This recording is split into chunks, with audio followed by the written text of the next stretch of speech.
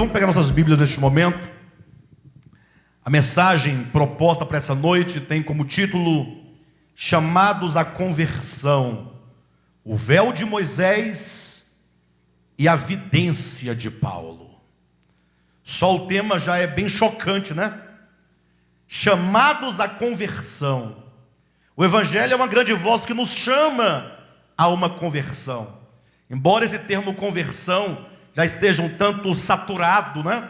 Esse termo conversão tem sido usado de uma maneira assim tão livre que talvez poucos entendem com exatidão o que a Escritura chama de conversão. E a despeito desse ser um tema muito amplo, nós queremos explicar com clareza pelo menos um aspecto desse tema conversão. Do que nós devemos nos converter, ou para que devemos nos converter. Devemos direcionar nossa face de um lugar para outro. É isso que nós queremos essa noite falar com os irmãos. E vamos usar, portanto, o texto de 2 Coríntios capítulo 3, em que o apóstolo Paulo faz uma exaustiva apresentação acerca de dois ministérios, né? Por isso nós colocamos aqui como subtítulo o véu de Moisés e a vidência de Paulo. Ou seja, nós vamos trabalhar nesses dois paradigmas. Vamos entender que tanto Moisés quanto Paulo são dois grandes ministros de Deus, que a Escritura nos traz. Podemos dizer que são duas personalidades, enquanto ministros que estruturam a Bíblia Sagrada em dois grandes testamentos, que é o Antigo Testamento e o Novo Testamento. A partir de Moisés nós vamos observar que o símbolo que marca o seu ministério é o véu. É um véu que ele punha sobre a face. Portanto, o contexto que nós iremos tratar, importante que vocês se situem no contexto, é exatamente quando Moisés subiu ao Monte Sinai, e lá ele então falou com o Senhor pela primeira vez, e quando ele desceu do monte, o seu rosto estava resplandecendo com um brilho, uma luz muito forte no rosto. Veremos ainda mais na frente uma luz ainda que desvanecente, mas era um brilho, era um fulgor, era uma glória. E Moisés então ele colocou um véu sobre a face para encobrir essa luz, né? Então esse é o primeiro contexto. E o segundo é a luz. Ali quando o apóstolo Paulo, ou no caso ainda quando Saulo de Tarso, ele está a caminho de Damasco, ele está num processo de perseguição da igreja, quando uma luz brilha sobre ele. Aquela luz que brilhou sobre ele, no primeiro momento, cegou seus olhos. Era necessário que os olhos de Saulo de Tarso fossem cegados, porque o olhar de Saulo, naquela ocasião, era o olhar teológico da escola rabínica de Gamaliel. Ou sendo mais direto, o olhar de Saulo de Tarso era um olhar teológico do judaísmo, ou seja, era uma forma teológica de entender e de compreender as coisas acerca de Deus, mas que não tinha Cristo como a chave de interpretação. Então aquele olhar de Saulo tinha que ser tirado dele, para que então uma nova luz pudesse agora resplandecer na sua consciência e dos seus olhos, lhe dando uma nova percepção. De modo que o cair na estrada de Damasco, de Saulo de Tarso, representa a ruína de todo o edifício teológico que Saulo carregava por entendimento, mas o erguer-se de Saulo no caminho de Damasco começa um processo de edificação de um novo edifício, agora sob uma nova perspectiva, agora sob a luz meridiana de Deus na pessoa de Cristo Jesus. Então, antes de nós entrarmos propriamente no que nós queremos apresentar aos irmãos, cabe aqui uma advertência a todos que estão ouvindo nesta noite esta mensagem. Isso porque o tema que nós vamos tratar hoje, ele é um tema fundamental. Ou seja, é a partir da compreensão desse tema que todo o restante da Escritura se entende. Não se pode ter uma compreensão exata do que a Escritura nos fala acerca de Deus, acerca da sua obra, acerca da sua salvação, se nós não compreendermos com clareza esse tema desta noite. que nós colocamos aqui simbolicamente ou esteticamente o véu de Moisés, e a vidência de Paulo. É importante nós nos lembrarmos de uma palavra de advertência que Cristo nos faz em Mateus capítulo 6, versículo 23, quando Cristo diz assim: olha, se caso a luz que haja em ti forem trevas, quão grandes trevas serão? Pense comigo por um momento, queridos. Concentre-se agora nesta advertência de Cristo. Ele faz um questionamento e em seguida ele coloca então como uma resposta. Ele diz: caso a luz que há em ti sejam trevas, o resultado, que grandes trevas serão. Eu pergunto aos irmãos, os irmãos compreendem com clareza quando Cristo diz: se caso a luz que há em ti sejam trevas? Eu perguntava essa tarde para minha esposa: é possível que a luz seja trevas? O que os irmãos acham? É possível que a luz, afinal, a luz é o oposto de trevas. Ou a luz é luz e não trevas, e trevas não pode ser luz. Agora, quando Cristo diz: se caso a luz que há em ti sejam trevas, ele coloca uma possibilidade de que a luz que há em mim, ou a luz que há em você, seja treva. Nesse sentido, se a luz não pode ser trevas, pela própria lógica da questão, devemos entender luz aqui como sendo o entendimento, a compreensão.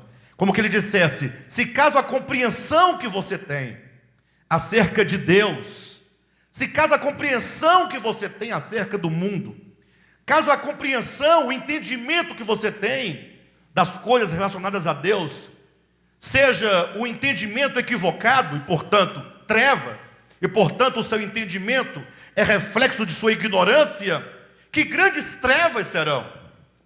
Ou seja, Cristo nos adverte no sentido de que é possível que o nosso entendimento acerca de Deus, acerca da verdade, acerca do Evangelho, acerca de muitas coisas, vamos colocar acerca da Bíblia, pode ser que essa luz ou esse entendimento seja desconhecimento, essa luz seja treva, esse conhecimento seja desentendimento. Então é preciso que nós busquemos tirar dos olhos toda venda que porventura nos impede de contemplar a realidade, tirar o véu de Moisés dos nossos olhos. Os irmãos entenderão isso daqui a pouquinho, para que a luz meridiana que brilhou no caminho de Damasco possa resplandecer sobre nós, e assim então nos fazer experimentar de fato o ministério de Deus, que é o ministério da vida, que é o ministério da justiça, que é o ministério do Espírito. Vamos ler comigo, convido vocês a pegarem suas Bíblias, vamos ler todo o texto, 2 Coríntios capítulo 3, quero ler com vocês do versículo 1 até o versículo 18. A mensagem dessa noite vai abordar esses 18 versículos. Então é preciso que vocês leiam comigo, porque logo após a leitura eu passo a apresentar uma série de aspectos que o apóstolo Paulo trabalha nesse texto, ok?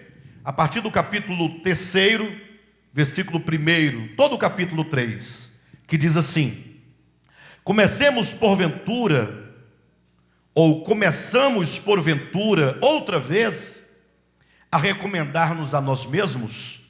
Ou temos necessidade, como alguns, de cartas de recomendação para vós outros, ou de vós? Vós sois a nossa carta, escrita em nosso coração, conhecida e lida por todos os homens, estando já manifestos como carta de Cristo, produzida pelo nosso ministério, escrita não com tinta, mas pelo Espírito do Deus vivente, não em tábuas de pedra, mas em tábuas de carne, isto é, nos corações. E é por intermédio de Cristo que temos tal confiança em Deus. Não que por nós mesmos sejamos capazes de pensar alguma coisa, como se partisse de nós, pelo contrário, a nossa suficiência vem de Deus, o qual nos habilitou para sermos ministros de uma nova aliança, não da letra, mas do Espírito, porque a letra mata, mas o Espírito vivifica. E se o ministério da morte, gravado com letras em pedras, se revestiu de glória, a ponto de os filhos de Israel não poderem fitar a face de Moisés, por causa da glória de seu rosto, ainda que desvanecente, como não será de maior glória o ministério do Espírito? Porque se o ministério da condenação foi glória, em muito maior proporção será glorioso o ministério da justiça. Porque na verdade, o que outrora foi glorificado, nesse respeito já não resplandece diante da sobreexcelente glória. Porque se o que se desvanecia teve sua glória, muito mais glória tem o que é permanente. Tendo, pois, tal esperança, servimos-nos de muita ousadia no falar, e não somos como Moisés, que punha véu sobre a face, para que os filhos de Israel não atentassem na terminação do que se desvanecia, mas os sentidos deles se embotaram, pois até o dia de hoje, quando fazem a leitura da antiga aliança, o mesmo véu permanece, não lhes sendo revelado que em Cristo é removido. Mas até hoje, quando é lido Moisés, o mesmo véu está posto sobre o coração deles. Quando, porém, algum deles se converte ao Senhor, o véu é retirado. Ora, o Senhor é o Espírito, e onde está o Espírito do Senhor, aí há liberdade. E todos nós, com o rosto desvendado, contemplando como por espelho a glória do Senhor, somos transformados de glória em glória na sua própria imagem, como pelo Senhor, o Espírito. Queridos, o primeiro sentido desse texto que nós devemos perceber é como Paulo constrói esse texto. Como é que Paulo tece os fios desse texto. Nós sabemos que um texto vem da palavra têxtil. Eu dizia que a primeira ideia desse texto, para nós podermos extrair o máximo de sentido do que o apóstolo Paulo quis nos ensinar nessa porção, é compreender como que Paulo, ele teceu os fios desse texto. A palavra texto, que vem da palavra tecido, significa o tecer fios, tecer ideias. Como que Paulo, ele construiu aqui o sentido desta porção, colocando sempre duas ideias em oposição. Ou seja, ele cria contrastes entre duas coisas. Quando nós colocamos aqui como título dessa mensagem, o véu de Moisés e a vidência de Paulo, esse título não foi um título inventado, um título arbitrário. Não é algo que nós estejamos aqui inventando para colorir, não é? Ou para dar uma certa aparência ao nosso discurso. Pelo contrário, quando falamos sobre o véu de Paulo e a vidência, quando falamos sobre o véu de Moisés e a vidência de Paulo, para que todos entendam, o véu que encobre e impede a visão de Moisés, e a vidência, ou a visão, a percepção, a luz de Paulo, nós estamos exatamente extraindo esse sentido, essa dicotomia, essa oposição de sentido desse texto paulino, em que Paulo trabalha sempre num contraste de ideias. Do início ao fim desse capítulo, ele trabalha com contrastes de duas ideias, para sempre se referir, ora a Moisés, como ministro do Antigo Testamento, ora aos apóstolos no Novo Testamento. Ora ele fala sobre uma falta de percepção da parte de Moisés ou da parte do povo do Antigo Testamento.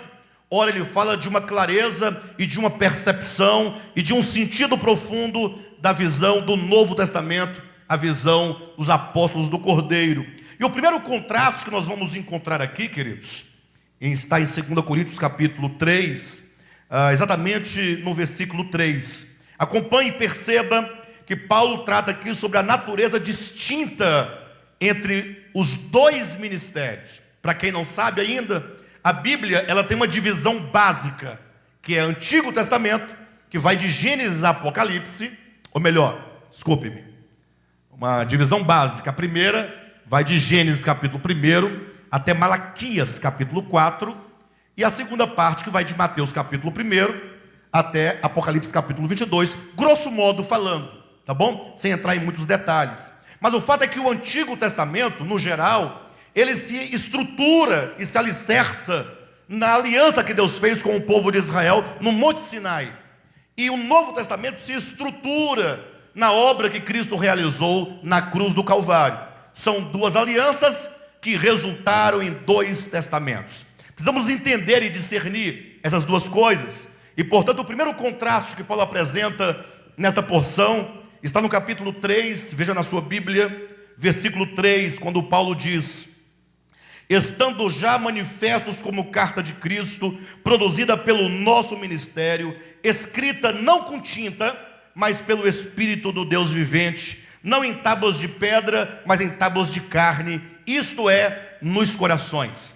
E aqui ele começa a apresentar duas colunas, uma que se refere ao Antigo Testamento, outra que se refere ao Novo Testamento. Não pensem que um seja complementar ao outro, porque cada um traz em si uma natureza distinta.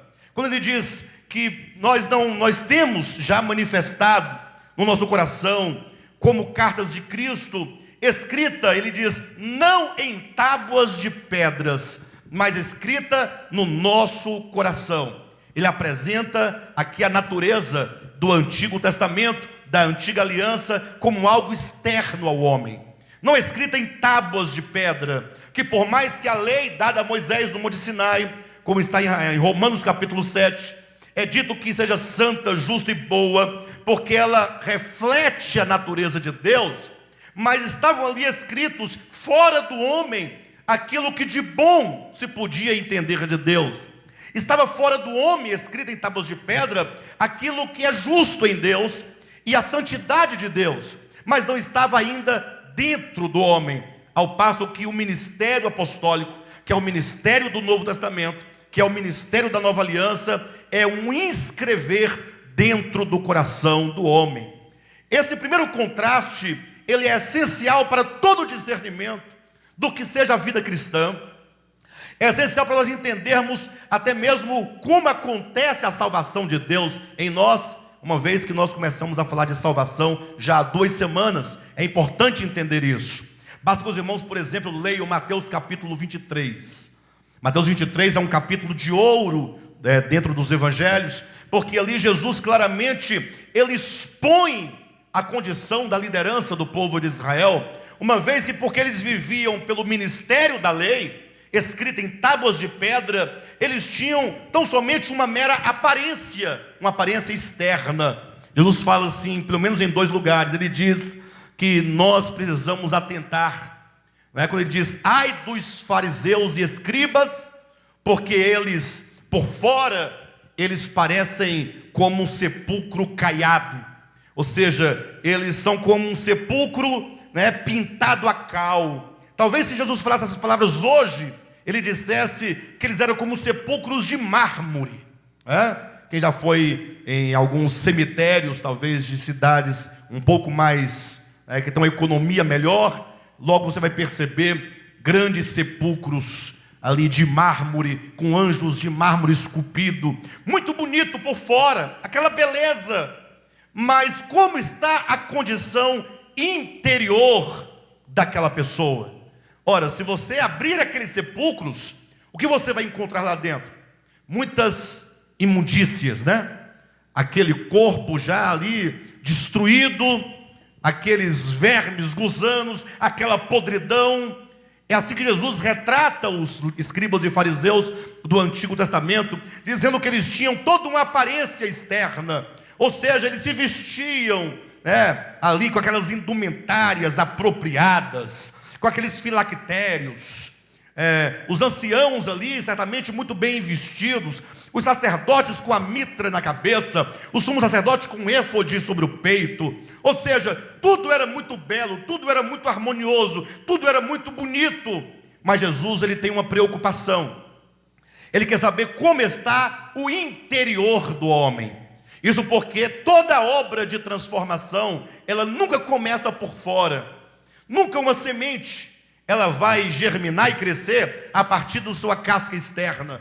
Pelo contrário, a casca de uma semente tem que romper-se, para que do seu interior o germe da vida possa crescer, e crescendo, possa então chegar à maturidade, ao seu florescimento, e então à sua frutificação.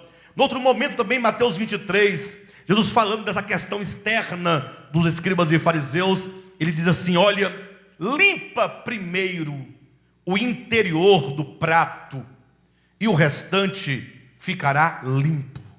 É uma figura que Cristo usa para dizer como que os fariseus e escribas estavam muito preocupados com a mera aparência externa.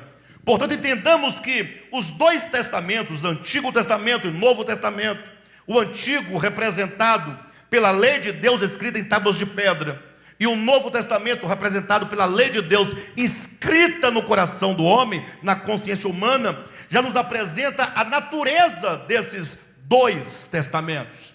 Isso porque o primeiro testamento, como a própria Escritura claramente nos ensina, era ali os rudimentos acerca de Cristo. Ou seja, a própria linguagem era uma linguagem rudimentar. O serviço, o culto, a adoração que eram prestados a Deus, todos eram mediante coisas que se oferecia exteriormente, esteticamente a Deus. Os sacrifícios, as festas, os sábados, tudo o que se fazia, tudo o que se prestava, tudo o que acontecia, estava sempre numa esfera de natureza material. Mas quando nós passamos do Antigo para o Novo Testamento, quando passamos de Malaquias para Mateus, acontece uma transição. Essa transição precisa de ser percebida. Logo na entrada do Novo Testamento, o que nós vemos? O Cristo de Deus que se encarna e se faz homem. E como homem, agora, Deus encarnado, vivo, ele se torna o templo vivo de Deus, e agora ele começa a convidar a todos os homens, chamando os homens para agora se encontrarem consigo mesmo. Leiam depois os evangelhos, leiam com atenção, e vocês perceberão que Cristo não está absolutamente em nenhum momento preocupado com nada que seja meramente estético. Jesus não está preocupado com nada, absolutamente, que seja exterior.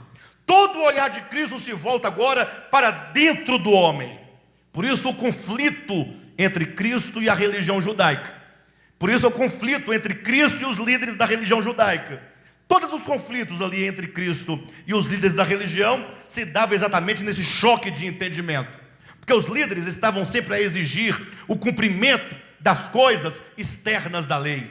Para eles o que valia era exatamente que você desse ali o dízimo, ali calculado de todas as coisas, de todos os ganhos, ali meticulosamente, ali articulado, até para poder representar. Cristo diz: vocês dão o dízimo do endro, do cominho, da hortelã, ou seja, vocês são meticulosos nessas coisas. Entretanto, vocês se esquecem do que há de mais importante na lei. Ora, o que há de mais importante na lei? Cristo responde: a fé, a justiça e a misericórdia. Cristo está sempre se voltando para dentro do homem. Veja as parábolas de Cristo, quando ele fala ali a parábola do filho pródigo, quando ele fala a parábola do bom samaritano, tantas parábolas que ele vai dizendo, todas elas discorrem o olhar de Cristo para dentro do homem, sondando o coração, enquanto os líderes ficavam ali certamente desajeitados diante de Cristo, porque eles olhavam sempre para o exterior. Uma grande prova do que eu estou dizendo, desse aspecto interior e exterior, é aquele caso da mulher adúltera, João capítulo 8. Interessante como que os líderes chegaram. Eu fico imaginando, até porque já passei por cenas bem semelhantes a essa. Talvez não chegasse a um apedrejamento físico, mas o apedrejamento emocional e espiritual sempre acontecia. Aqueles homens levando uma mulher pega no flagrante ato de adultério. Nós temos aqui todo um cenário montado, tudo certo. Nós temos primeiramente uma mulher pecadora, uma mulher que era uma mulher adúltera na sua conduta cotidiana. Nós temos um delito, porque ela foi pega em flagrante ato de adultério. Nós temos a lei que condena aquele ato. Nós tínhamos ali os representantes do sinédrio, anciãos, representantes ali do povo, ali líderes exigindo o cumprimento do que dizia a lei. Tudo está certo para que aquela mulher fosse apedrejada. Tudo externamente bem desenhado. Externamente nada faltava. Quem olhasse de fora falaria: essa mulher já era. Essa mulher não viverá mais um dia sequer. Porque não tem o que Cristo pode fazer. Cristo pode ser bonzinho, pode ser o que for, mas ela é uma pecadora, ela cometeu um delito. A lei condena claramente, está escrito, externamente está escrito que a adúltera deve ser apedrejada. A adúltera e o adúltero devem ser apedrejados. Os juízes estavam ali, tudo estava montado esteticamente, exteriormente. Mas ali estava também aquele que nos convida a uma conversão. Aquele que nos convida a sair dessas páginas do Antigo Testamento, no sentido de sair dessa exterioridade da lei, dessa visão periférica acerca de quem é Deus, dessa visão periférica acerca de quem é o homem, dessa visão periférica acerca do que seja o pecado. E diz: que tal nós olharmos para dentro de nós? E Cristo diz então: quem de vocês que não tem pecado, atire a primeira pedra. Puxa, mas que coisa extraordinária. Diz a Escritura que naquele momento, todos aqueles que estavam ali armados de pedras, disseram que eles foram arguidos na própria consciência. Ou seja, naquele momento eles se voltaram para dentro de si, para que eles se percebessem. E não foi uma mera lição de moral que Cristo deu. O versículo 12, que encerra esse episódio do capítulo 8 de João, encerra dizendo assim, de novo lhes falava Jesus: eu sou a luz do mundo. Quem me segue não andará em trevas, mas terá a luz da vida. Naquele momento Cristo resplandeceu no coração e na consciência de todos aqueles homens uma iluminação interior. Eles são chamados agora para deixar de olhar externamente para as coisas e olharem para dentro de si. E ao olharem para dentro de si, o que encontraram? Todos não eram menos pecadores do que aquela mulher. Quantos ali, porventura, não praticavam o mesmo pecado que aquela mulher? Talvez quantos pagantes para aquela mulher não havia no meio daquela multidão? Quem sabe o próprio adúltero que estivera com ela no flagrante ato estivesse também ali segurando uma pedra. Ou quantos ali que armaram, o texto diz que ali foi uma armação, então não envolvia apenas um adúltero e uma adúltera, envolvia uma corja de pessoas querendo pegar Jesus num deslize, numa contradição. E portanto esses que estavam ali, que pegaram a mulher e o homem no flagrante ato, estavam vendo a cena do adultério, e vendo tal cena, também não estavam eles corrompidos de maldade, de impureza nos seus corações? O primeiro contraste que Paulo coloca quando ele diz que nós, enquanto servos de Deus, na base de uma nova aliança, nós somos aqueles em cujo coração foi inscrita a lei de Deus. Ou seja, nós somos uma carta escrita pelo Espírito do Deus vivente, e não somos como que uma tábua de pedra escrita, como que apenas exteriormente nos informa. Este é o primeiro contraste que Paulo apresenta. O segundo contraste está no capítulo 3 de 2 Coríntios, versículo 6. Acompanhe. Quando falando sobre Deus, ele diz: Deus nos habilitou para sermos ministros de uma nova aliança, não da letra, mas do Espírito. Porque a letra mata, mas o Espírito vivifica. Então vejam como Paulo trabalha novamente os contrastes. Ele diz: olha, Deus nos fez, ou nos habilitou para sermos ministros de uma nova aliança. Ou seja, a nova aliança, esse termo nova aliança, implica necessariamente que existe uma aliança anterior. Essa aliança se chama nova, porque existe uma anterior, que agora, diante da nova, se chamará velha aliança, ou que seja antiga aliança. Duas alianças que Deus fez com o seu povo. A primeira aliança, que se chamará antiga aliança, e agora essa nova aliança que Cristo nos traz. E esse contraste que Paulo traz aqui no versículo 6, ele diz: olha, a aliança do Espírito é a aliança da vida. Olha só o versículo 6. O qual nos habilitou para sermos ministros de uma nova aliança. Olha o contraste. Não da letra, mas do Espírito. Porque a letra mata, mas o Espírito vivifica. Então o contraste é que a antiga aliança é a aliança da letra que mata, ao passo que a nova aliança é a aliança do Espírito que dá vida. Alguém poderia perguntar: ora pastor, mas qual o sentido? Como eu posso entender que uma aliança é da morte, a outra é da vida? Aqui está a grande questão. Precisamos compreender, queridos, que a antiga aliança, que a velha aliança, ou que seja o Antigo Testamento, foi uma aliança que ela era como tivesse dois propósitos, um velado e o outro expresso. O sentido velado é o que Paulo abundantemente vai nos mostrar, sobretudo em Romanos capítulo 7 e capítulo 8, no 7 com muito maior propriedade. Ele explica o seguinte, que a antiga aliança, a aliança da lei, a aliança mosaica, a aliança do Sinai, ela tinha um propósito oculto, que era, quando Deus deu a lei ao homem, Deus sabia que o homem não a cumpriria absolutamente. E a razão é simples, porque a lei de Deus é espiritual, o homem é o quê? Carnal. Alguém pergunta: ora, mas como é que Deus daria ao homem uma lei que o homem não seria capaz de cumprir, capaz de realizar? Mas isso não era nenhuma armadilha de Deus para o homem.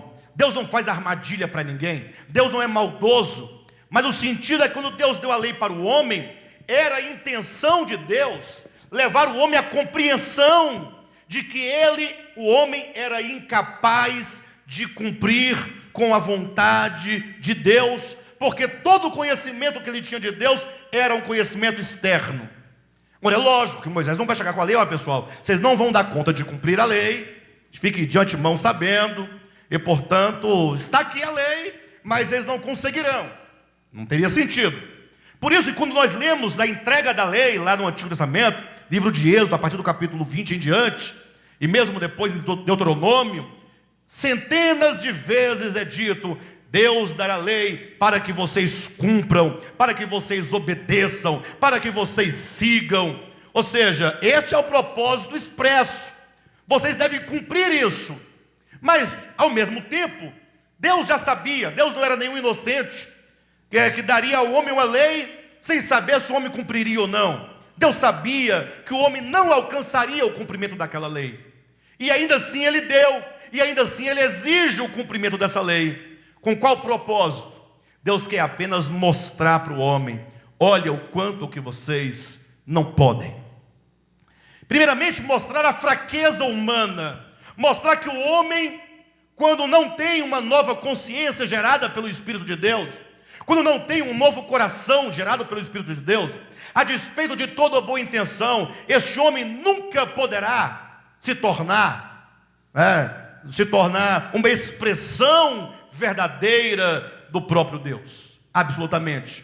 Mas convencer o homem disso é tão difícil, é tão complicado você convencer o homem que ele não pode, que ele não consegue, que ele não dá conta, que todo o esforço do homem, o máximo que pode produzir é uma vida de hipocrisia, é aquela mera aparência de achar que cumpre, mas que no final não cumpre. Vamos nos lembrar de alguns textos. Texto de Tiago, capítulo 2, versículo 10 em diante. Tiago diz: olha, aquele que cumpre toda a lei, mas tropeça em um só ponto. Gente, pensem nisso em nome de Jesus. Nós temos que ler a Escritura com entendimento. Olha o que está sendo dito: aquele que cumpre toda a lei. Poxa, essa pessoa é um herói, né? Mas, como todos são pecadores, todos pecaram e destituíram da glória de Deus. Então esse que cumpriu toda a lei, digamos que ele tenha tropeçado num único ponto. Na verdade, eu não conheço esse homem que cumpre toda a lei e tropeça em um só. Eu conheço muitos que tropeçam em toda a lei e cumprem um só. Mas cumprir toda a lei e tropeçar num só é muito difícil. Mas convencer o homem disso é muito difícil. Mas vamos pensar hipoteticamente: tal indivíduo cumpriu toda a lei, mas tropeçou num ponto. Esse se torna culpado de todos os outros. Ou seja, não existe meio termo. Ou o homem é cumpridor de toda a lei, ou o homem então ele é culpado, ele é transgressor, e se é transgressor está debaixo de condenação. Então a primeira coisa que Paulo intencionava ali, quando ele fala que Deus deu a lei ao homem, era mostrar que o homem é incapaz de ser aquilo que Deus deseja que ele seja. O homem é incapaz de si mesmo de alcançar o propósito para o qual Deus o criou. E o segundo motivo, não somente mostrar a fraqueza, mas mostrar que se esse homem fraco é um transgressor, então ele é culpado. Se ele é culpado, ele está debaixo de condenação. A lei, portanto, no sentido velado, tinha essa intenção, de levar o homem a essa conclusão fundamental. Qual conclusão? Que Paulo coloca em Romanos capítulo 7, versículo 24. Miserável homem que sou. Mas no sentido explícito da lei, era: vocês devem cumprir a lei, devem guardar seus mandamentos, seus estatutos. E portanto, nesse jogo entre o homem sendo fraco e não conseguindo, mas havendo uma ordem para que ele alcance e cumpra, isso geraria todo o propósito da antiga aliança: mostrar ao homem a sua fraqueza, mostrar ao homem a sua incapacidade, mostrar ao homem o seu pecado e demonstrar que o homem no pecado está debaixo de condenação. Portanto, o fim, a convergência de todo o ministério do Antigo Testamento, que é o ministério, é conduzir o homem a esse estado de morte. Esse estado de morte. Por isso que é dito em Colossenses capítulo 2, se referindo à lei, que Jesus pegou o escrito de dívida que era contra nós, que constava de ordenanças. Então olha, entenda claramente. Olha uma outra maneira de Paulo falar sobre o mesmo Antigo Testamento. Ele diz que era um escrito de dívida. Por que dívida? Porque a lei, uma vez que exige o homem não alcança, o homem se torna o quê? Devedor. E esse escrito de dívida constava de quê? De ordenanças. E era contra nós por quê? Porque esse ministério era o ministério da morte. Então imagine que Deus, na sua suprema inteligência, na sua suprema razão, Ele, querendo mostrar ao homem e conduzi-lo à salvação, Ele fala: primeiramente eu vou criar um ministério. Entenda ministério no sentido mais apropriado da questão. Você pode pensar num governo, de qualquer nação que seja. E esse governo ele tem um propósito de levar a cabo o seu projeto de governo, seu plano de governo. Para isso ele precisa de um ministro da educação, para fazer acontecer a educação de acordo com o seu plano de governo. Então, para que esse plano se realize, estabelece-se um ministério e coloca ali um ministro que deve agora levar a cabo aquele propósito. Então olha Deus como é sábio. Ele fala: olha, primeiro ministério é o ministério da condenação e da morte. Veja na sua Bíblia, capítulo 3 de 2 aos Coríntios, versículo 9. Porque se o ministério da condenação, tem na sua Bíblia o ministério da condenação? Vocês já ouviram falar que havia um ministério da condenação? Se há o ministério da condenação, o ministro desse ministério é o ministro do quê? Da salvação? Quem é o ministro do ministério da condenação? Imagina você passando pela esplanada dos ministérios: Ministério da Saúde, Ministério da Justiça, Ministério da Condenação. Essa é uma ideia para vocês poderem ter uma noção. Deus estabelece no Antigo Testamento um ministério chamado Ministério da Condenação e coloca um ministro. E esse ministro, portanto, só pode ser um ministro da condenação. E se a condenação é a morte, ele também é um ministro da morte. Olha o capítulo 3, versículo 6. O qual nos habilitou para sermos ministros de uma nova aliança, não da letra, mas do Espírito. Porque a letra mata. Então esse ministério do Antigo Testamento é o ministério da letra, é o ministério da morte, é o ministério da condenação. cujo ministro é o ministro da condenação e ministro da morte.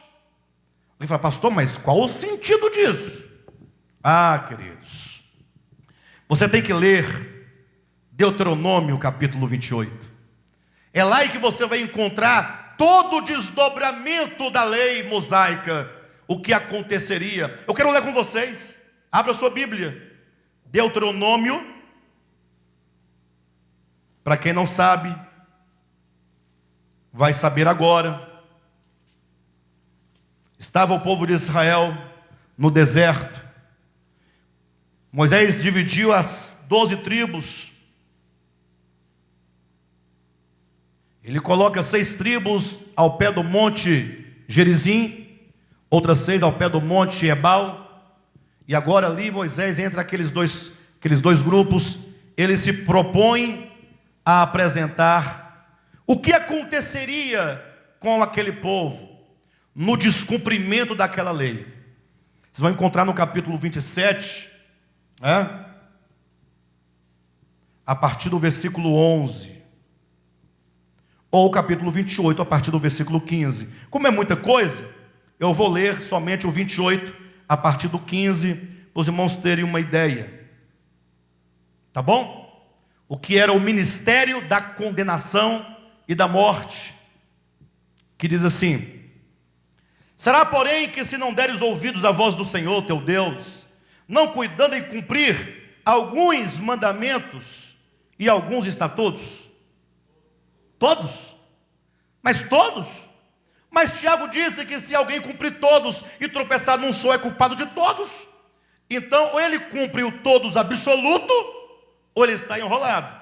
Veja o texto. Será, pois, que se não deres ouvido à voz do Senhor teu Deus, não cuidando em cumprir todos os seus mandamentos e os seus estatutos que hoje te ordeno, então virão todas estas maldições sobre ti e te alcançarão. E ele passa a dizer: maldito serás tu na cidade. Ao indivíduo fala: mas qualquer coisa eu fujo para o campo. Aí ele diz: e maldito serás no campo. Não tem para onde correr. 16, maldito serás tu na cidade, maldito no campo. 17, maldito o teu cesto, maldita a tua amassadeira, maldito o fruto do teu ventre, e o fruto da tua terra, e as crias das tuas vacas, e das tuas ovelhas. Maldito serás ao entrares, e maldito ao saíres.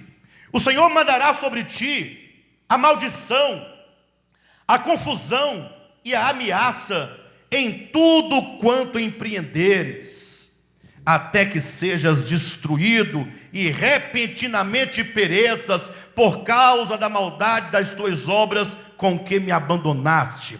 O Senhor fará que a pestilência te pegue a ti, até que te consuma a terra que passas para possuí-la.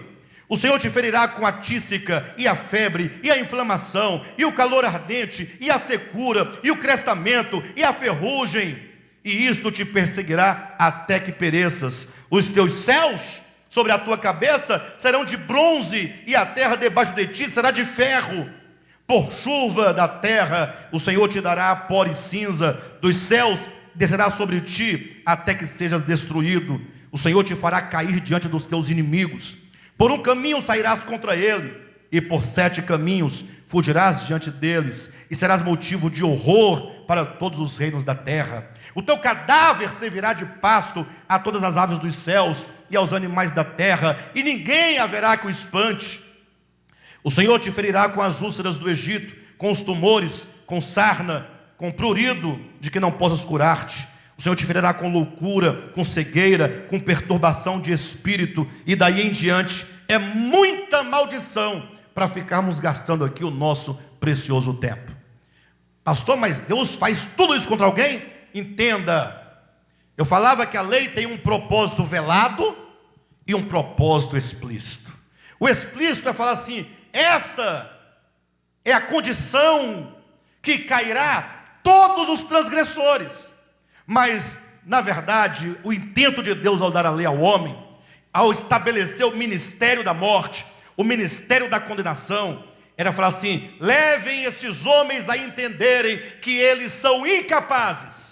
Somente quando o homem entender que ele não pode, que ele não consegue, é que ele poderá clamar no seu interior dizendo: miserável homem que sou, quem me livrará do corpo dessa morte? Ou seja, ele atentar para clamar por um Salvador que lhe possa salvar, que não seja ele próprio, alguém que tenha o poder. Por isso então que haveria de vir a nova aliança. Aquela primeira aliança, nós veremos daqui a pouco, ela passaria para ceder lugar a uma outra aliança. Aí Deus colocaria agora um outro ministério com um outro ministro.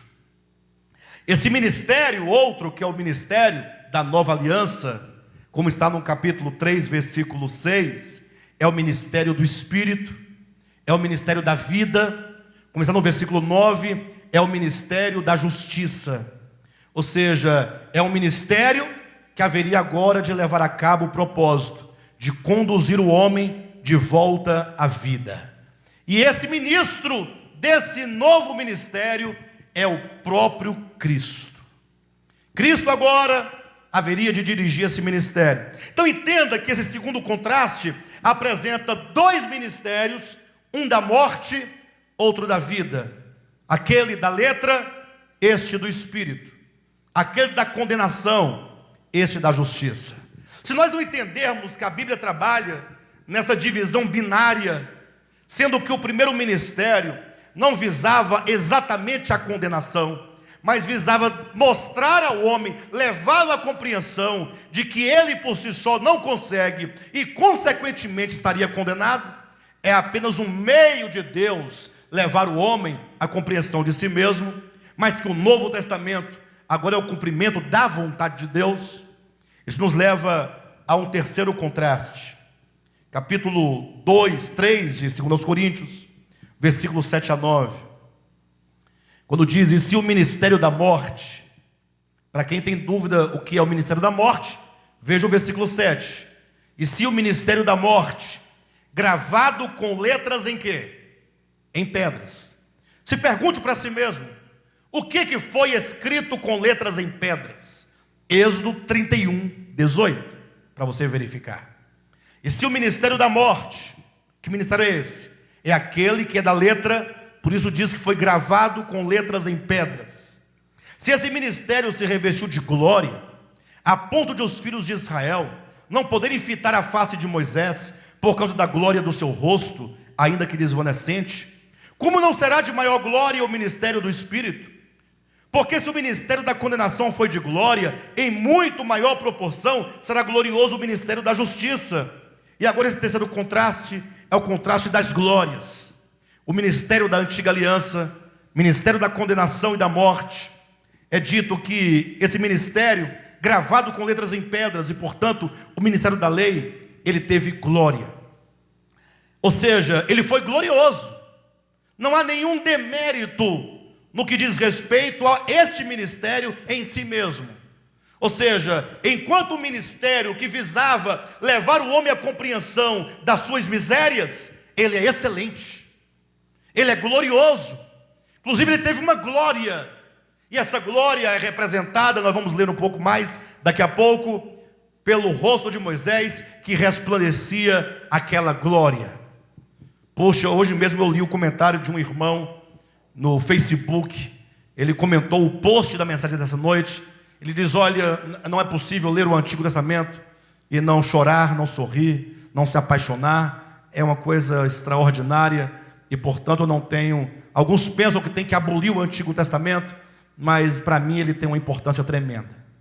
Eu entendo o que esse irmão diz. Ele está olhando para a glória do Antigo Testamento. Tem glória. Ninguém disse que não tem glória. Ora, o problema é você não entender uma coisa, meu querido.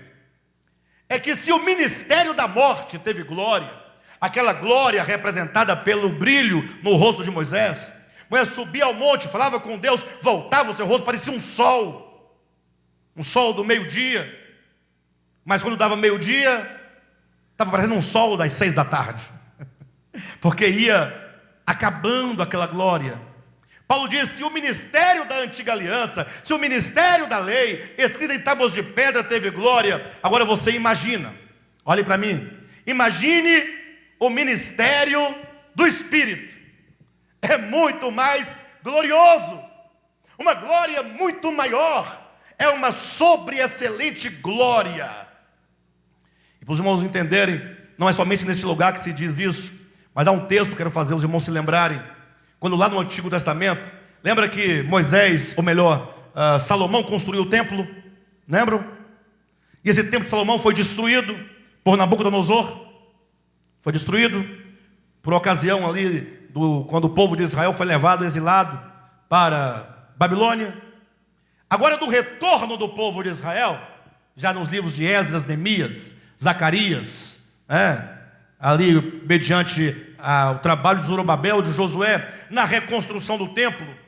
Enquanto eles reconstruíam o templo, Joel chegou a dizer assim: olha, a glória desta segunda casa será muito maior do que a glória da primeira casa. Estranho, porque se você querer entender esse texto, a partir dos dados históricos, assim, poxa, mas então o templo que foi reconstruído e depois foi restaurado por Herodes, de fato ele ficou muito mais bonito, muito mais chique do que o primeiro templo de Salomão. Alguém pode querer fazer tal comparação, mas o que o profeta queria dizer é que esse templo do Antigo Testamento é o primeiro templo, porque o segundo templo é o templo vivo do Novo Testamento, em que Cristo é primeiramente o templo vivo, e então todos os que creem verdadeiramente em Cristo formam com Ele uma grande casa, um grande templo, que é o templo do Espírito Santo, que é o templo de Deus, que é a casa de Deus, no sentido de que então esta primeira casa do Antigo Testamento teve glória, mas a glória da segunda casa seria uma glória muito maior do que a primeira. E quem traz tal interpretação desses dois templos não sou eu, não é algo arbitrário, é o próprio evangelista João, quando ele coloca aquele episódio no capítulo 2, quando Cristo chega para os líderes da religião judaica e diz assim: olha, destruí esse templo e em 3 dias eu o reconstruirei. Aí eles ficaram questionando: ora, mas se 46 anos foram necessários para construir esse templo, como é que ele pode reconstruí-lo em 3 dias? Aí vem o capítulo 2, versículo 20: isto dizia ele com respeito ao seu corpo, ou seja, esse santuário, vocês poderão matá-lo, mas em 3 dias eu o ressuscito. E agora esse templo em ressurreição será muito mais glorioso que o primeiro. Então entenda que claramente se vê a distinção de glória. Não estamos tirando a glória do Antigo Testamento, estamos dizendo que a glória do Novo Testamento é infinitamente superior à glória do Antigo Testamento. Isso para que ninguém pense que nós estejamos simplesmente tentando anular alguma coisa. É o apóstolo Paulo ensinando. Me recordo quando eu era criança, eu sempre fui um cristão muito fervoroso, muito. Na base daquilo em que eu creio, eu sigo com muita veemência, com muita força. Eu não consigo ser um cristão morno. Ou eu sou todo por aquilo que eu creio, ou não sou nada. Se vocês me virem aqui, eu estou todo. Mas se eu não estiver todo, eu não estarei aqui. Tenho certeza disso. Me recordo, eu era criança, e eu, pentecostal, aquele tempo, canela de fogo, gostava de monte, jejum, oração, línguas estranhas, labareda de fogo. Eu era desses. Nela, Alan também. E eu me recordo, irmãos, eu me regozijava, eu clamava, eu buscava, eu queria sentir, eu queria me encher, eu queria tremer, eu queria que descesse fogo do céu, alguma coisa tinha que acontecer. E tinha um cântico que eu me lembro que eu cantava, mas eu cantava com toda a minha alma, e eu chorava quando eu cantava aquele cântico. Era um corinho que dizia sobre o rosto de Moisés, quando eu falava assim: brilhava, brilhava. Eu estou no final do cântico, Deixa eu ver. Moisés subiu a sarça ardia, não se consumia, queria saber.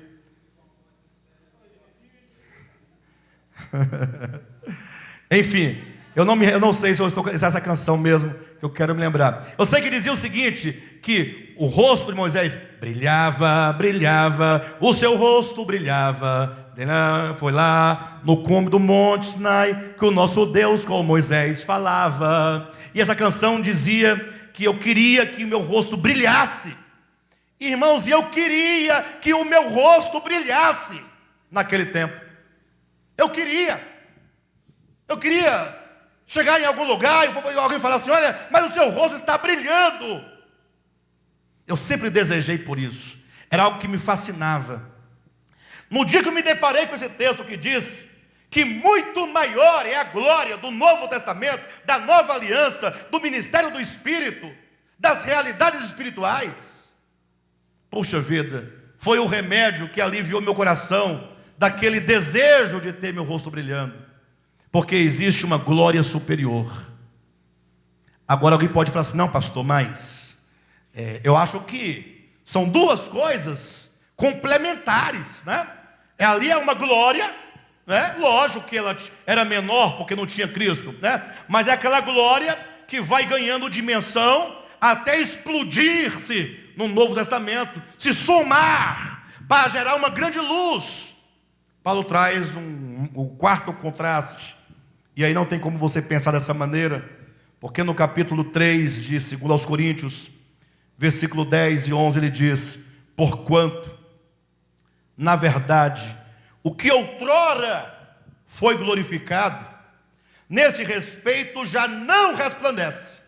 Ou seja, não existe nenhuma continuidade. Pelo contrário, acontece uma ruptura. Só vai começar este Novo Testamento em toda a sua glória quando aquele primeiro acabar plenamente. Leia na sua Bíblia: porquanto na verdade o que outrora foi glorificado, nesse respeito já não resplandece diante da atual e sobre excelente glória.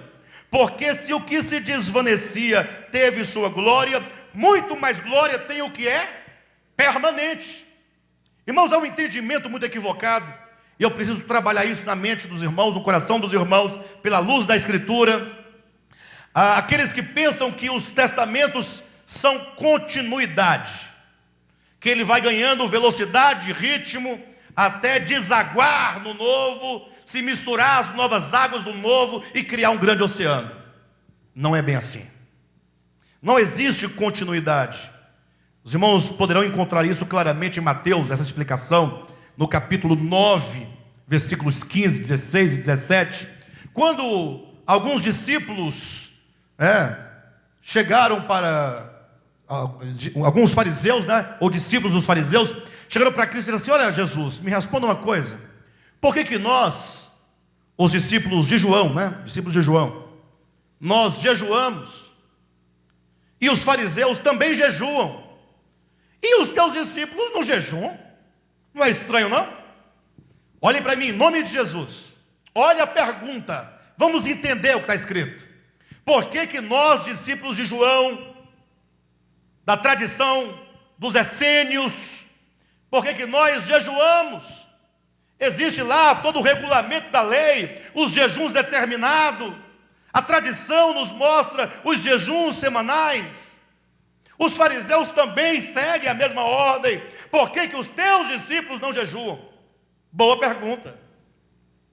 E Jesus dá uma resposta que eles não entenderam. Até hoje não entenderam. E não somente eles não entenderam, até hoje os cristãos também não entenderam coisa nenhuma. Até hoje a maioria, né, dos cristãos, eles falam assim: você sabe por que eles não jejuam? Bem, vou responder porque não jejuam no segundo momento da minha resposta, disse Jesus. Mas no primeiro momento, entenda uma coisa. Princípio: não se põe vinho novo em odre velho. Porque se você colocar vinho novo em odre velho, o odre vai romper-se e o vinho se perderá. Outra metáfora: não se põe um remendo de pano novo, ou melhor, não se coloca um pano novo por remendo numa veste velha, porque você vai costurar quando então lavar, quando puxar, porque o tecido novo tem mais força e o velho já está desgrenhado, ele vai romper e a rotura vai ficar maior. O que Cristo quer dizer por vinho novo, tecido novo? Numa relação de contraste, vinho novo com odre velho, tecido novo com veste velha. Num vinho novo, odre velho, ele quer dizer, olha, a mensagem do Cristo, a mensagem do Evangelho, que se instaura na base de uma nova aliança, de um novo concerto, de um novo pacto, de um novo ministério, com um novo ministro. Essa mensagem é um vinho novo.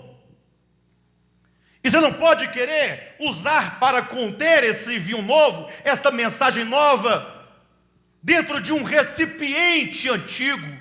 Ou seja, a mensagem do Novo Testamento não cabe dentro do odre do Antigo Testamento. Todos que tentarem colocar a mensagem do Novo dentro do Antigo, rompe-se com o Antigo. Porque o vinho é tão forte. Quando ele começar ali a ferver, a fermentar, começar a se movimentar, o Antigo Testamento não vai suportar. Não vai suportar. Porque a mensagem do Cristo é mensagem de graça, de amor, de perdão, de misericórdia. E o Antigo Testamento é o ministério da condenação e da morte. Não tem como reunir essas duas coisas. E aqueles que tentarem reunir, vai criar uma ruptura muito grande nesse odre do Antigo Testamento. E o pior, ele vai ficar tão triste porque esse odre se rompeu. Vai ficar tão concentrado nesse odre que se rasgou. E a mensagem, portanto, que ele colocou dentro vai se perder. Quantos cristãos estão hoje nessa tentativa? É como que ele dissesse na segunda metáfora: não se pode pegar um tecido novo. Entenda, tecido são ideias que se entrelaçam, são fios que se entrelaçam, quando você compara texto com tecido. Então a mensagem do Novo Testamento é um tecido novo. A mensagem do Novo Testamento deve ser feita uma veste nova, de um tecido novo. Você não pode querer pegar o Cristo do Novo Testamento, que é esse tecido novo, para fazer um remendo no Antigo Testamento. Tentar reunir os dois é tentar remendar as brechas do Antigo Testamento. Porque você só pode colocar um remendo onde tem uma rotura. Então o Antigo Testamento, como uma veste velha, está cheio de roturas. Essas roturas são próprias dos homens, da história, do entendimento, da escrita. E você vai lá tentar colocar, vou colocar Cristo aqui, vou tentar dizer que vai dar certo. Rapaz, quando você tentar fazer isso, a rotura do antigo vai ficando cada vez maior. Quando você começa a querer reunir as duas coisas, não dá certo. É Cristo dizendo: se você não pode colocar vinho novo em odre velho, e nem colocar um tecido novo como um remendo numa veste velha, significa você não pode reunir o novo e o velho. O novo é algo que vem para permanecer eternamente. E o velho, ele se extinguiu lá em Cristo. Assim como o rosto de Moisés brilhava. Olha em 2 Coríntios capítulo 3. Veja o versículo 7. E se o ministério da morte, gravado com letras em pedra, se revestiu de glória, a ponto de os filhos de Israel não poderem fitar a face de Moisés, por causa da glória do seu rosto, ainda que desvanecente. Lembra da história lá? Leia depois Êxodo 34. Moisés subia, falava com Deus, o rosto ficava fulguroso, fulgurante, aquele sol, aquele brilho. O povo de Israel olhava e não podia contemplar, tamanho era aquela glória. Só que aí, Moisés descia do monte às 6 horas da manhã, aquele brilho. Quando dava 9 da manhã, o brilho estava mais brando, o povo já podia dar uma olhadinha rápida. Quando dava meio-dia, estava aquele brilho morto. 3 da tarde, estava quase uma vela. 6 da tarde, mais nada. Moisés tinha que voltar ao monte para reabastecer o brilho. E aí falava com Deus, voltava com o rosto brilhando, mas o brilho ia acabando. Toda vez que acontecia isso, ele voltava, e aí ele colocou um véu sobre a face. Capítulo 3, versículo 7. Primeiro argumento. Por que Moisés colocava véu sobre a face? Era porque o povo de Israel não podia olhar para a glória, que era muito grande. Talvez seja a razão imediata que Moisés apresentou. Vocês não podem olhar, é muito forte. O problema, preste atenção nesse detalhe, é que colocando o véu sobre a face, quando então esse brilho acabava, o povo de Israel não percebia que tinha acabado. Moisés então voltava a Deus para reabastecer a glória, sim ou não? Atenção, está aqui Moisés no meio do povo, está aqui o véu, ele precisava reabastecer aquela glória. Quando ele se voltava ao Senhor, dirigindo-se a ele, para reabastecer, o que ele tinha que fazer? Ele retirava o véu. Esse vai ser o argumento de Paulo, dizendo que quando alguém se converte ao Senhor, retira-se o véu. O problema é que Moisés voltava a pô-lo e descer ao povo. Então veja que o que Paulo ensina claramente, versículo 11, porque se o que se desvanecia teve sua glória, muito mais glória tem o que é permanente. Aquele brilho de Moisés no seu rosto, ele ia acabando pouco a pouco, porque tinha um significado. Olha como a Bíblia deve ser lida espiritualmente. E Paulo teve uma sensibilidade profunda de olhar para a história de Moisés, e ali, inspirado pelo Espírito Santo, na comunhão com Deus, Paulo obteve de Deus o discernimento do significado. O rosto de Moisés tinha um brilho, tinha uma glória, maravilha, nada contra, beleza, mas essa glória, ela era uma glória desvanecente, para sinalizar que a obra que ele realizava, que o ministério que ele cumpria, era um ministério que também tinha seus dias contados para acabar. E sabe quando foi que acabou? Quando Cristo, na cruz do Calvário, depois de ter cumprido tudo o que dizia a lei a seu respeito, ele disse: Pai, está tudo consumado. Naquele momento, a luz da antiga aliança se apagou para sempre. Tem até um cântico, muito bonito por sinal, que fala sobre esse texto. Então eu não tenho muita certeza se o autor dessa canção, se ele entendeu o que ele falou, mas ele falou uma coisa tão bonita, tão certa, e num dado momento ele tropeça. Ele diz assim: olha, o véu que separava já não separa mais. Agora ele diz: a luz que outrora apagava, agora brilha cada vez mais. Eu não entendi se ele quis dar continuidade, ou se ele quis dizer: outrora havia uma luz que se apagava, agora há uma luz que brilha cada vez mais. Talvez seja esse o sentido que ele quis colocar, mas nem sempre numa música é possível colocar com esses detalhes todos, que talvez não cabe, né? Lá no campo frasal, melódico, né? Não sei. De todo modo, a ideia é: aquela luz se apagava para dizer: esse ministério tem os dias contados. Assim como a luz vai se acabando, esse ministério também vai se acabando, até se apagar completamente. Quando Cristo vier com o Novo Testamento, a nova aliança, esta é uma luz permanente. E por que é permanente? Porque esta é uma luz da essência do homem, dentro do homem. É aquilo que Deus constrói eternamente dentro do homem, e não simplesmente um conjunto de coisas esteticamente exteriores para representar as realidades vindouras. Último ponto, quero concluir essa mensagem, é o que está no versículo 12 em diante de 2 aos Coríntios, e na minha sinopse eu coloquei um velho problema ainda atual. Um velho problema ainda atual. Pastor, qual é o problema? É que tudo isso que eu disse aqui para vocês, há muitos que agora me ouvem, e é provável que alguns não concordem.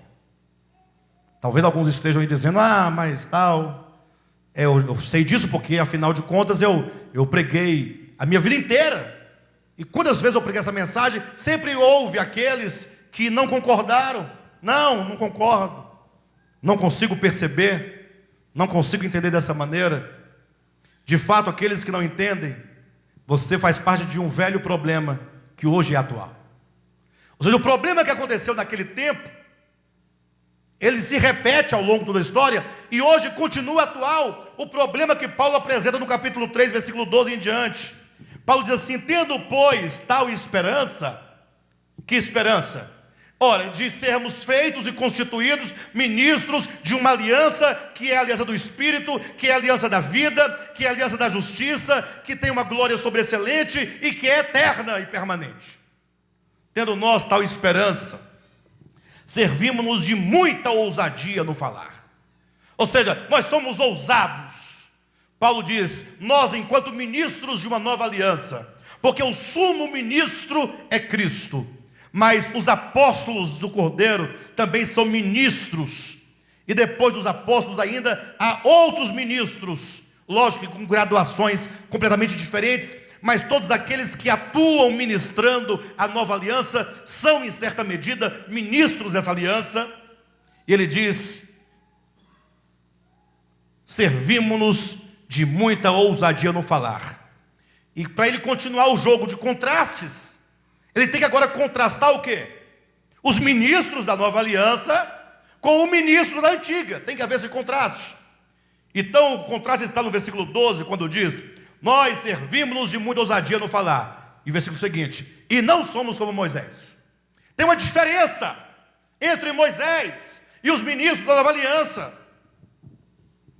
Pastor, qual é a diferença? Moisés foi um grande homem. Hebreus capítulo 3, versículo 6, diz que Moisés foi fiel em toda a casa de Deus. E verdade. Ora, se ele foi posto por ministro da lei, que era o ministério da morte e da condenação, ele fez bem o trabalho dele.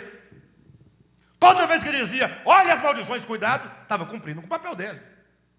Estava sendo fiel à sua dispensação, aquilo que Deus designou. Ministro da morte, ministra morte, ministra condenação, ministra ameaça, vai ministrando, olha, cuidado com as pestes, cuidado com as pragas, cuidado com o demônio, vai tomando cuidado. Isso é a antiga aliança.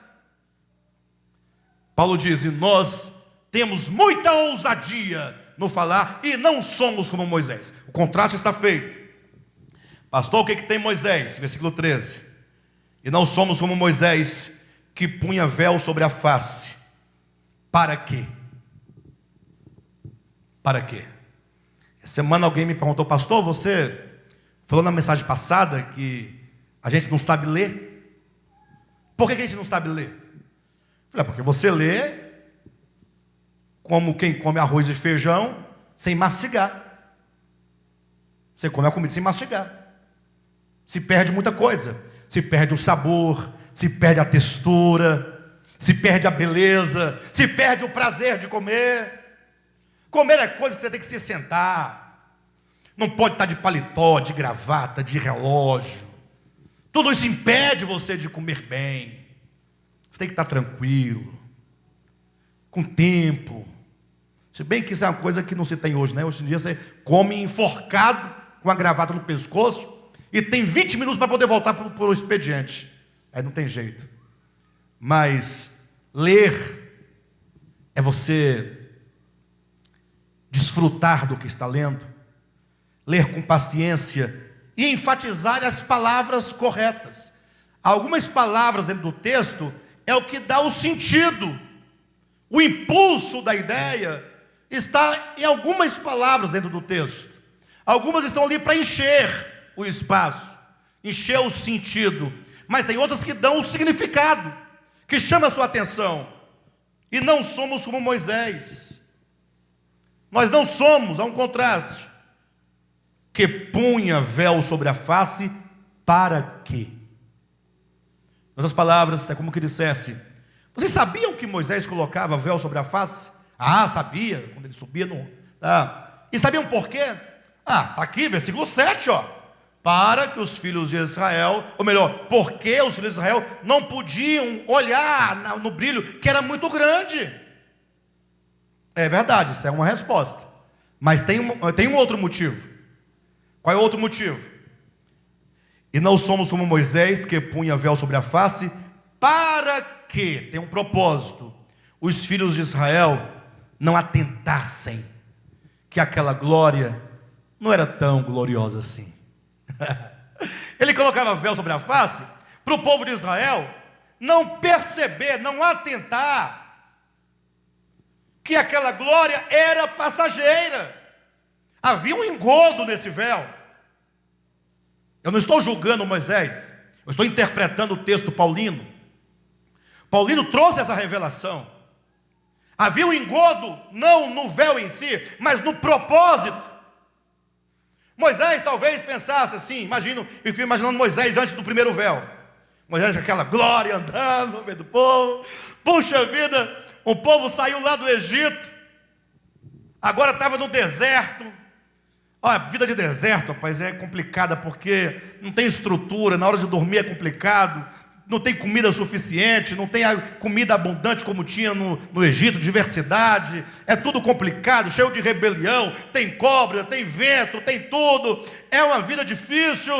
Para segurar o povo é difícil, no deserto é difícil, segurar no Egito é fácil, agora segurar o povo na linha, no deserto é difícil. Moisés então, vendo que de vez em quando perdia para cá, perdia, autoridade meio desequilibrada, ele pensou bem, a minha saída é essa glória. O povo gosta de coisa espetacular.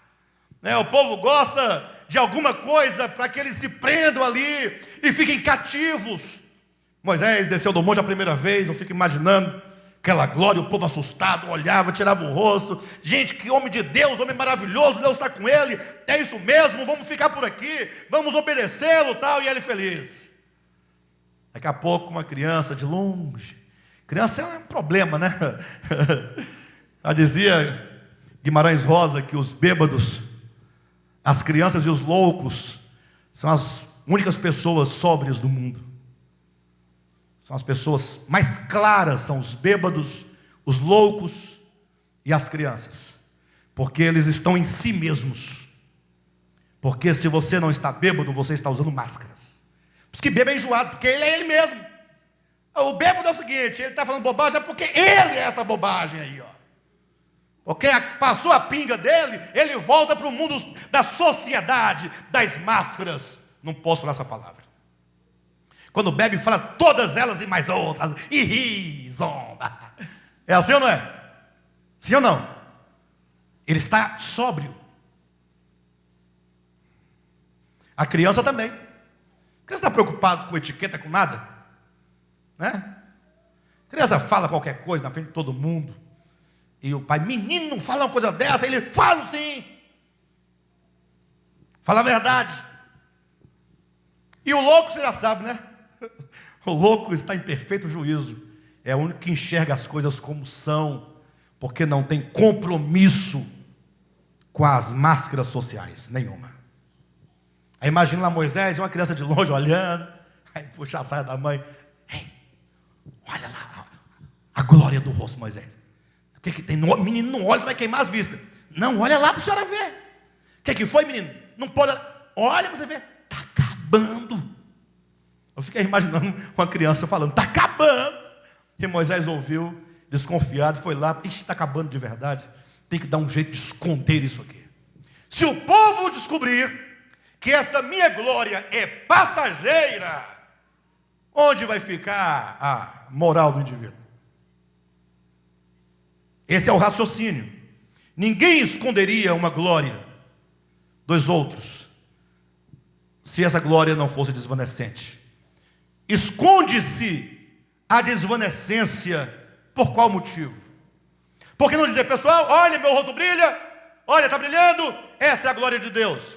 Mas entendam, essa glória está acabando. Vocês têm que saber que essa glória está se acabando, para que vocês entendam que este ministério no qual nós estamos, do qual sou ministro, também é temporal. Mas não, leia na sua Bíblia, versículo 13. E não somos como Moisés, que punha véu sobre a face, para que os filhos de Israel não atentassem na terminação do que se desvanecia. Qual foi o resultado? Qual foi o resultado? Versículo 14. Mas os sentidos deles se embotaram. Você que está em casa, olhe para mim. Sentidos embotados. Olha o tema da mensagem. O véu de Moisés, a vidência, a visão de Paulo. Lembra do texto que eu comecei inicialmente essa mensagem? Jesus advertindo: caso a luz que há em ti sejam trevas, quão grandes trevas serão? Sabe qual é o problema de quando a nossa luz é treva?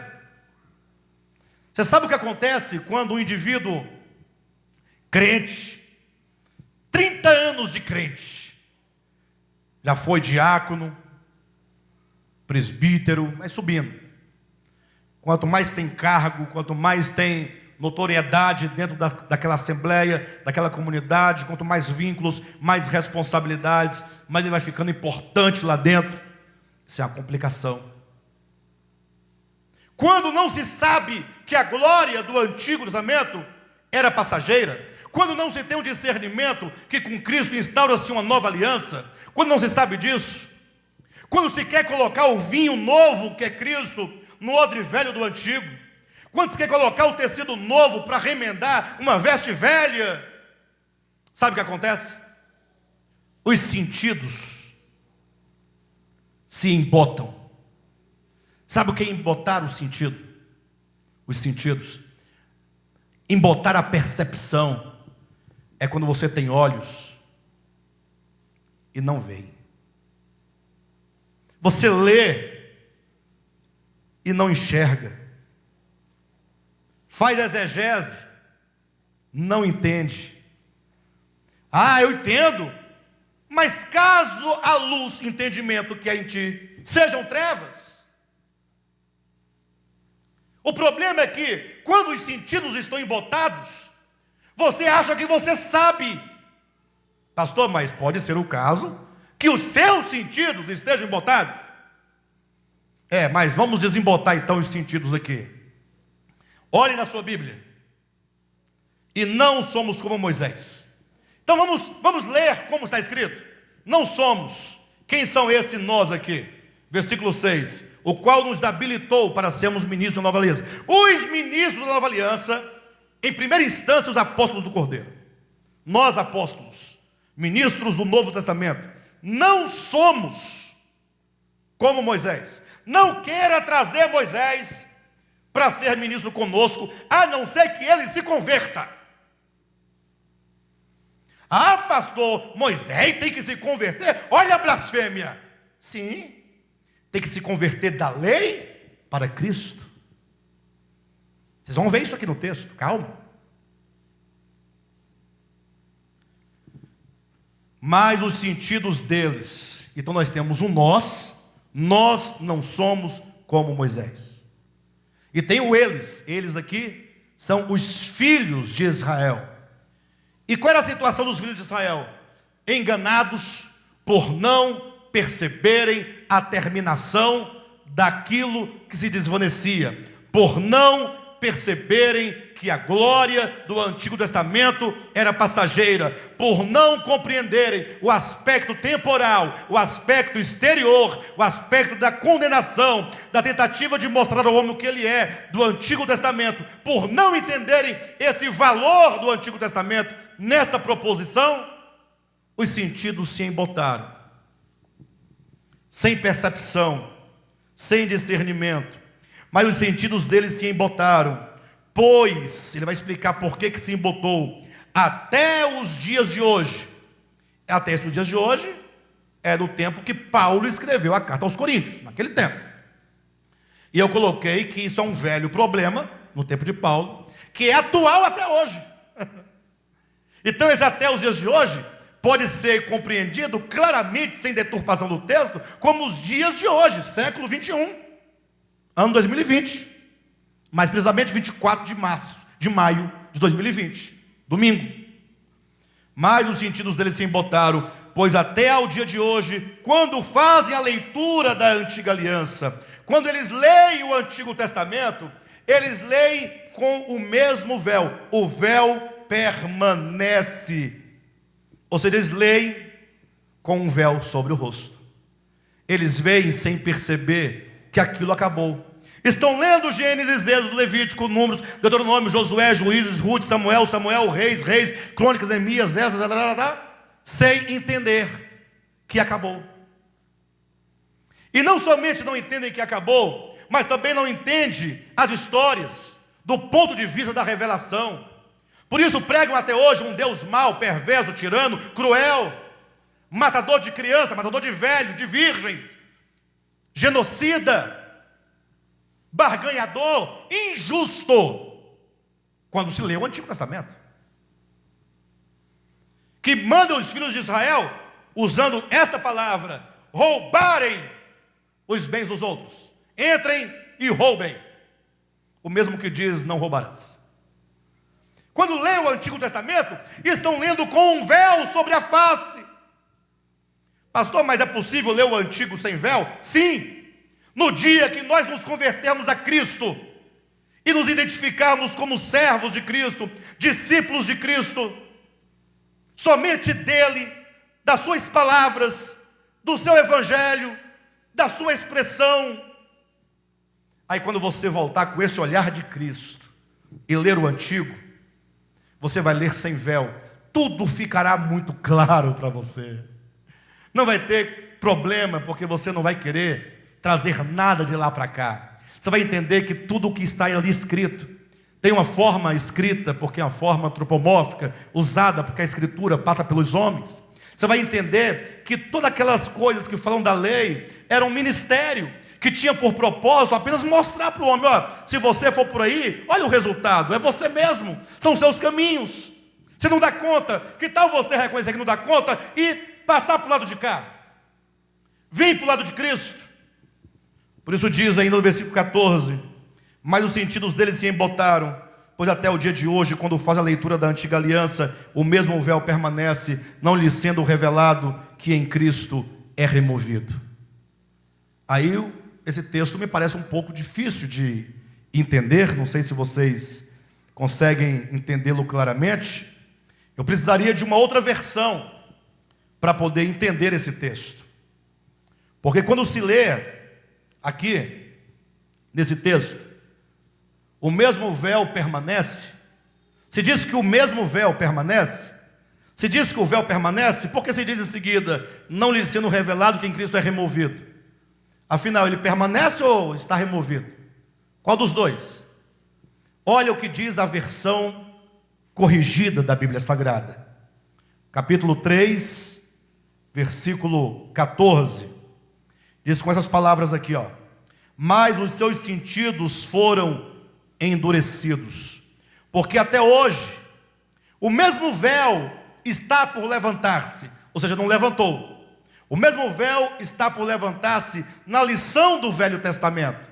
Ou seja, quando eles estudam o Velho Testamento, o mesmo véu se encontra. O véu que impedia o povo de perceber a temporalidade, a fugacidade do Antigo, está lá impedindo que eles vejam que aquilo acabou. O mesmo véu permanece, não é? Ou o mesmo véu está por levantar-se na lição do Velho Testamento, o qual foi por Cristo abolido. O que foi abolido não foi o véu, foi o Velho Testamento. E Cristo, é claro, quando diz, eu sei que vão dizer: pastor, está escrito em Mateus capítulo 5, versículo 17, não penseis que vim destruir ou abrogar a lei e os profetas. Eu precisaria de mais uma hora para explicar esse texto, mas em outra ocasião prometo esclarecê-lo. Mas veja, olha o que diz a Escritura: porque até hoje o mesmo véu está por levantar-se na lição do Velho Testamento, o qual foi por Cristo abolido.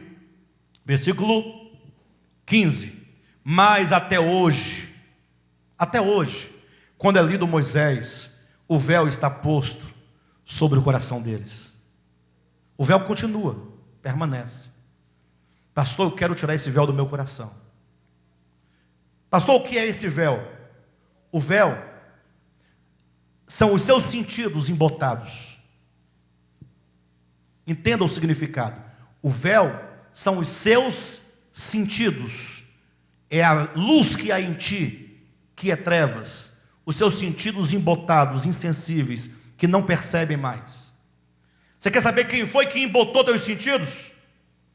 Foram os ministros da antiga aliança, que por toda a sua vida de crente, nas igrejas por onde você passou, você ouviu todos os dias, todos os cultos, maldição, maldição e maldição. Você por quantos anos foi ameaçado com as maldições do Antigo Testamento? Com os gafanhotos de Malaquias capítulo 3. Com tantas promessas falsas que você tem que ser cabeça e não cauda. Com promessa disso e daquilo outro, tudo nas páginas do Antigo.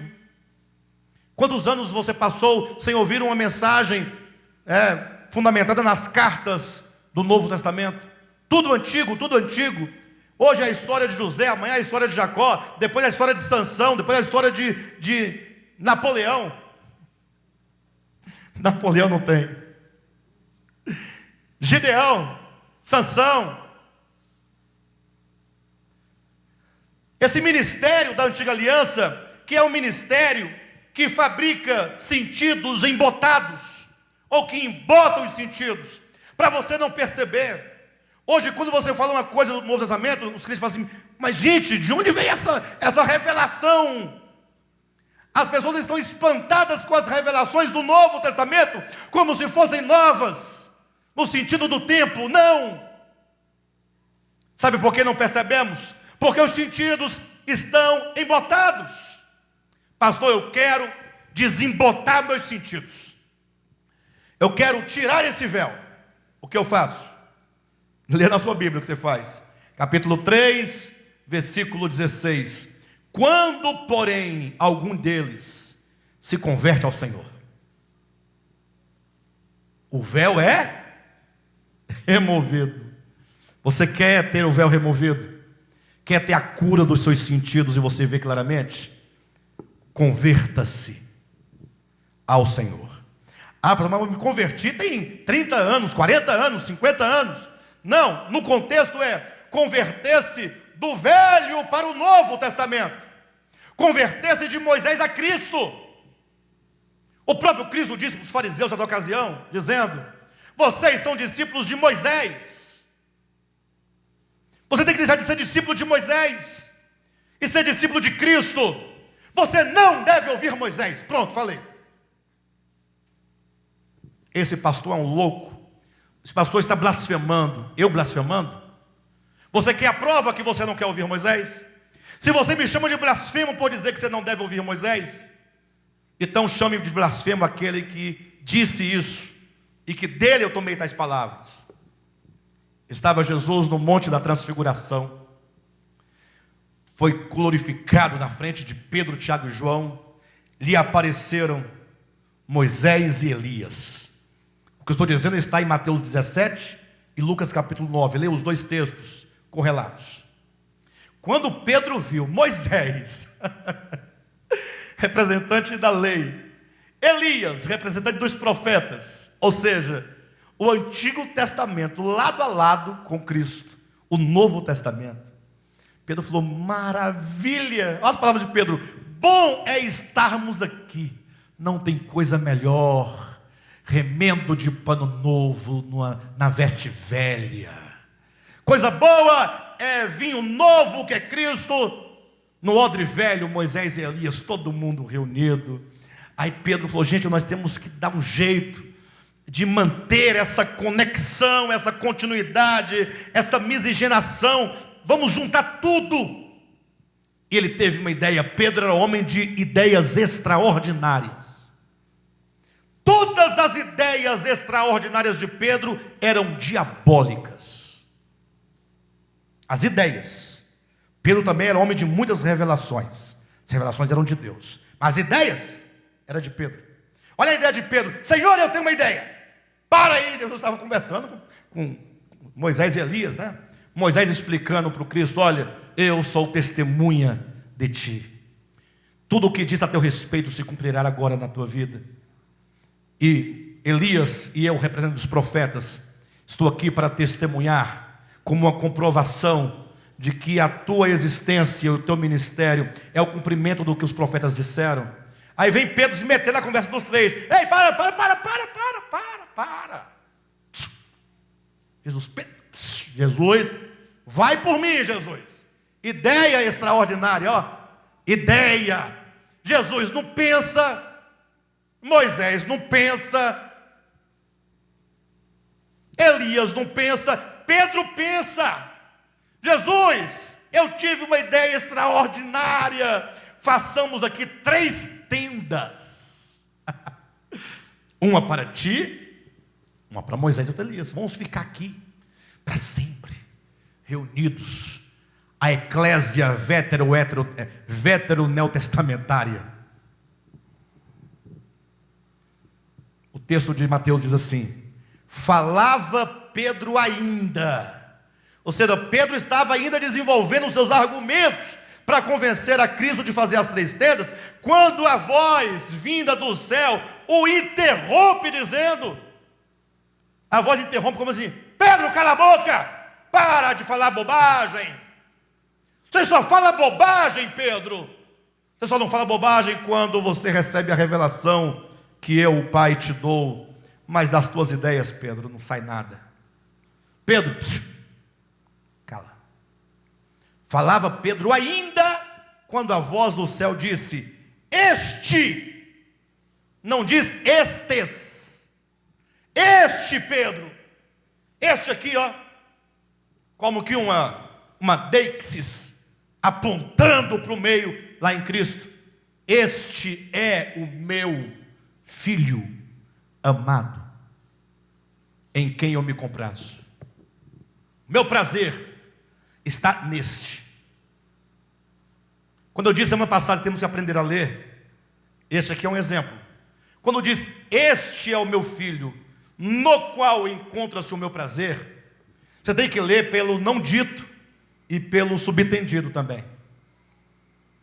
Quando diz este é o filho amado, no qual está o meu prazer, é o mesmo que dizer: Pedro, o meu prazer e o meu amor não estão na lei dos profetas, porque este exclui aqueles. Este não inclui aqueles. Este é somente o filho. Inclusive está no singular, para que nenhum exegeta, ou que seja, nenhum exegeta queira dizer que incluía os outros. Este é o meu filho amado, onde em quem está o meu prazer. Toma, Pedro. Aí a voz encerra dizendo: Pedro, a ele ouvi. Pedro, dura vai ser a sua vida daqui para frente, porque você deve se converter ao Senhor e deverá ouvir o Senhor. Não é para ouvir a Moisés e os profetas, a ele, ao filho amado, ouvi. Esse mesmo relato em Lucas diz: dizendo isto, desapareceram Moisés e Elias, e viu-se somente o Senhor. Então, quando desaparece o Antigo Testamento, representado por Moisés e Elias, e você vê somente o Senhor, e se propõe a ouvir somente o Senhor, o véu é retirado, os sentidos são curados. Somente aí. Enquanto se permanecer esse véu, você não pode experimentar salvação de Deus. Isso é grave. Mas também não sou eu que estou dizendo. Paulo vai dizer que a salvação, ela se opera em nós num processo que ele chama de glória em glória. Ele diz que esse crescimento de glória em glória, que é a experiência da salvação, só acontece com o rosto desvendado. Se o seu rosto está com um véu, se os sentidos estão embotados, se você está tomado e permeado do Antigo Testamento, não consegue se desvencilhar daquele ministério, se você carrega-o consigo até hoje, você não está experimentando o processo de salvação absolutamente. Porque só é transformado de glória em glória quem contempla o Senhor. Só contempla o Senhor quem se converte a Ele. E só se converte ao Senhor, ou ao converter-se ao Senhor, o véu do Antigo Testamento é removido completamente. Em suma, este ministério é discípulo de Cristo. Amém? Nós seguimos o Cristo de Deus, o seu Evangelho, suas palavras, e mais ninguém. E os próprios ministros da Nova Aliança, que são homens de grande reputação na igreja, nós os ouvimos na medida e na proporção, porque nós só ouvimos Cristo, Ele é. Mas os ministros da Nova Aliança, nós só os ouvimos na medida e na proporção que o seu falar fala exclusivamente Cristo. Tudo que excede Cristo é descartável. Este é o ministério de Volta à Palavra apresentado para vocês. Tá bom?